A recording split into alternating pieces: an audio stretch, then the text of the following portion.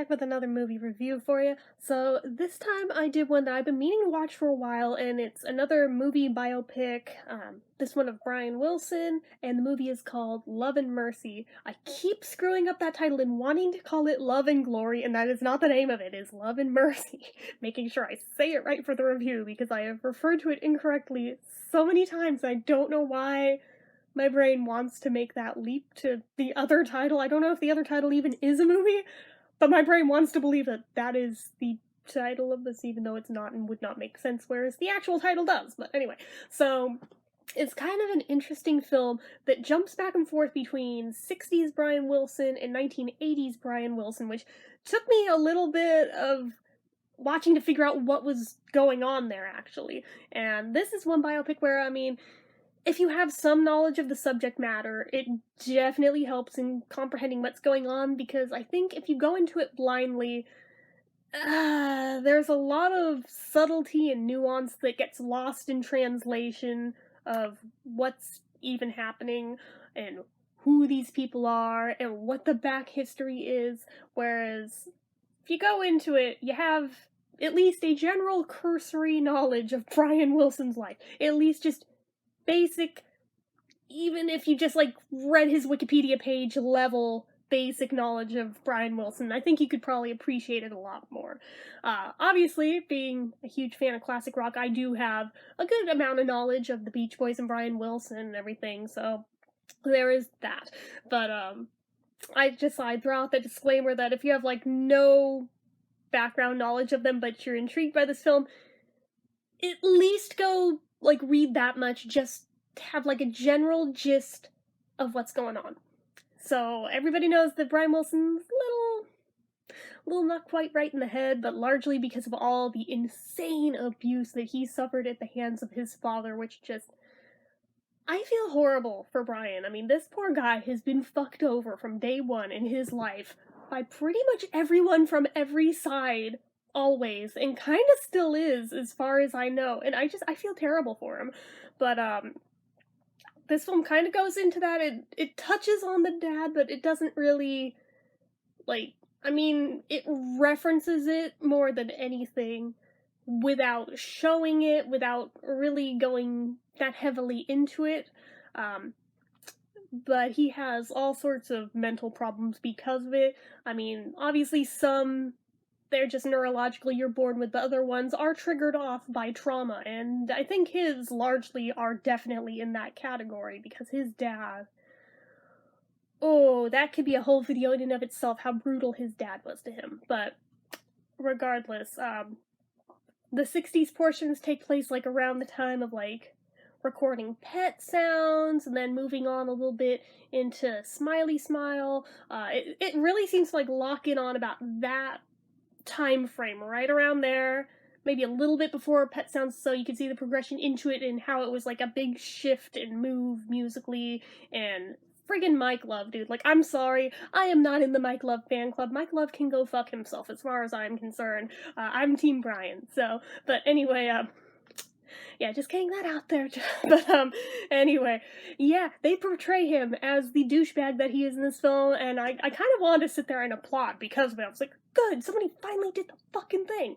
But I knew I cannot be the only one who sees him for being the dickbag that he is. But anyway, so the 60s portions go into that and how he pretty much just challenges Brian at every possible turn and wants to, like, railroad him and override everything he wants to do, and basically wants to rat him out to his dad, who will then no doubt beat the ever-loving shit out of him, because it is a bad situation all around. And then the 80s portions of it, it touches on the psychotherapist that more or less ended up running his freaking entire damn life to a scary degree where he was absolutely abusing his power. There is no doctor who should have that much power over a patient. Just saying. I don't care if they're famous or not. I don't care how mentally ill they are. That just should not be a thing. I don't know if the laws were different in the 80s or what the deal is, but this guy was an asshole. He had charge of Brian's assets. He had him under 24-hour surveillance. If he personally wasn't there, he had people watching him for him. He forbade him from so much as dating or having personal relationships with anybody, because, I mean, That's like the number one thing abusers do, is they isolate their victim. But he was doing that, he was over medicating him, so he couldn't really, like, fight back or anything.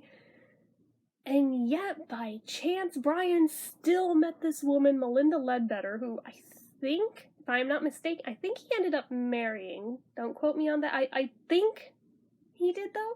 But, they end up becoming a thing, much to this doctor's chagrin, and he hates that this is a thing, and he's trying to throw up roadblocks at every possible turn, and Brian's trying to give some facade of normalness as much as possible, but as the film goes on, it becomes more and more obvious that this is not normal, this is not okay, what he is dealing with, and she is in, like, a really hard position of, obviously that doctor wants to push her away and have her out of his life so that, you know, she can't interfere with what all he's doing to screw over Brian, but at the same time, she sees the writing on the wall and sees that this is bullshit. No, somebody needs to do something because this dude is gonna kill him. Like, seriously, straight up, is going to fucking kill him and take off with all his money. It is really blatantly obvious what all he's doing there. And it does go into that, and her saving him from this guy. And, I mean, it's easy to watch something and just, like, yeah, you're inwardly horrified, but you can chalk it up to just being a film. Except that you have to remember with this one, it's a biopic. This actually happened. This is a real thing that happened in real life. And it is the most heartbreaking thing to watch and infuriating, realizing that this all happened to this poor dude. And just, at the same time, you just can't help, like, your heart goes out to him. And it's two different actors playing Brian, one for young Brian, one for older Brian. I think it's John Cusack plays him, is 80s Brian, and Paul Dano, I don't know how you pronounce it, plays younger Brian, and I mean, younger Brian, he plays his ass to a T. John Cusack, gotta be honest, I initially didn't realize that was supposed to be 80s Brian. So, I mean, his interpretation left some stuff to be desired, but once I figured out what the hell was going on, I was like, okay, I follow this now. But, initially I thought it was supposed to be the abusive dad, not gonna lie. But, yeah, I think within 2 scenes I figured out, oh wait, no, that's Brian, so, but some of the stuff that they recreated, I was like, I recognize these from documentaries and things, and, like, they recreated the Sloop John B video, they recreated stuff from the Smile sessions, they recreate all sorts of stuff. I was just like, they did their homework, they did an excellent job with that, and I feel like this movie does not get talked about enough. I mean, for all of the classic rock biopics that are, like, the in thing right now, how does this one skate under the radar and just not get brought up? This one needs to be talked about more. This one needs to be watched more. I don't know if it's just because it's so heartbreaking that people, like, they may have watched it at the time, but they didn't want to, like, revisit it because, you know, it hurts, but, you know, that's kind of just the reality of Brian Wilson's life, and shouldn't be discredited for that. But, it is a harrowing watch, I will give it that. But, it is one that I've intended on watching basically since it came out, but I kept forgetting about it, and the title kept popping up more and more lately, so I was like, you know what, screw it, I'm finally gonna watch it. And I did, and I don't regret it one bit. It is very well done. I would probably rate it... I think I would rate it a 4 out of 5. I would give it the 5 out of 5 if they had made it more abundantly clear of what is going on, even for, like, the average, everyday Joe layperson who were to walk in from the street and somehow, someway were to have no knowledge of this band. I don't know who that person would even be. I don't know, maybe a millennial or something. I don't know, but if they made it more just accessible and understandable for somebody with no prior knowledge of the artist, I would give it that 5. But barring that, I'm still giving it a 4, because it's still really, really good. I still highly recommend it. It's very well done. Oops, bumped into stuff.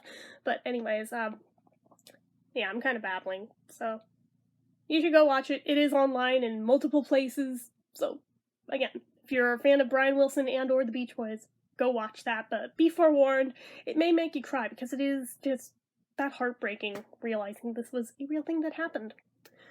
So anyways, that is it for this one. So you guys know what to do. If you like this video, go ahead and give it a like.